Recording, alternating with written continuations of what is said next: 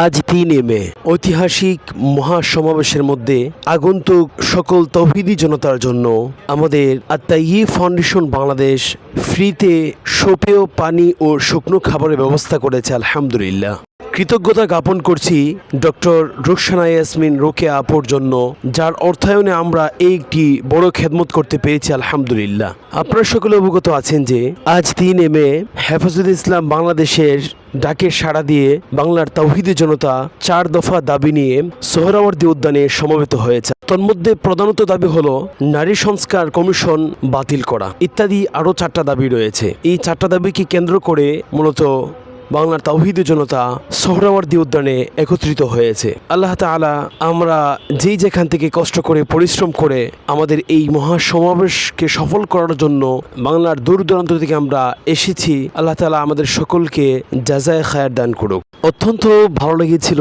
যখন তৃষ্ণার্ত ভাইরা আমাদের থেকে সোপেয় পানি নিয়ে তৃষ্ণা নিবারণ করছিল। আসলে একটা মানুষ যখন তৃষ্ণার্ত অবস্থায় সে যখন কোনো একটা তৃষ্ণা নিবারণ করার জন্য পানি পেয়ে থাকে, তখন দিল থেকে এমনিতেই যে তৃষ্ণা নিবারণ করে তার জন্য দোয়া আসে। তো আমরা আল্লাহ রাব্বুল আলামিনের নিকট সে প্রত্যাশা রাখি যে আল্লাহ তাআলা আমাদের এই খেদমতটুকু ইনশাআল্লাহ কবুল করবেন এবং এর সাথে সংশ্লিষ্ট যারাই ছিল যেভাবে আমাদের এই কাজকে সফল করার জন্য শ্রম দিয়েছেন, আল্লাহ তাআলা সকলের শ্রম এবং সকলের মেহনতকে কবুল করুক, আমিন। সর্বোপরি আমি কৃতজ্ঞতা জ্ঞাপন করছি আমাদের আত-তাইয়িব ফাউন্ডেশনের চেয়ারম্যান মাওলানা নাঈম হাসান আজহারি হাফিজাহুল্লাহ তাআলা, যার মাধ্যমে আমরা জাতির তরে এই খেদমতগুলো করতে পারতেছি। আল্লাহ তাআলা নাঈম হাসান হাফিজাহুল্লাহকে হায়াতে তাইয়্যিবা ও সকল প্রকার চক্রান্ত থেকে হেফাজত করুক,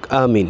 আমি আপনাদের সকলের কাছে এই প্রত্যাশা রাখবো যে আপনারা সবসময় আত-তাইয়িব ফাউন্ডেশনের পাশে থাকবেন এবং সার্বিক দিক দিয়ে আত-তাইয়িব ফাউন্ডেশনকে সামনে এগিয়ে নেওয়ার জন্য সাপোর্ট দিবেন ইনশাআল্লাহ। জাযাকুমুল্লাহু আহসানাল জাযা।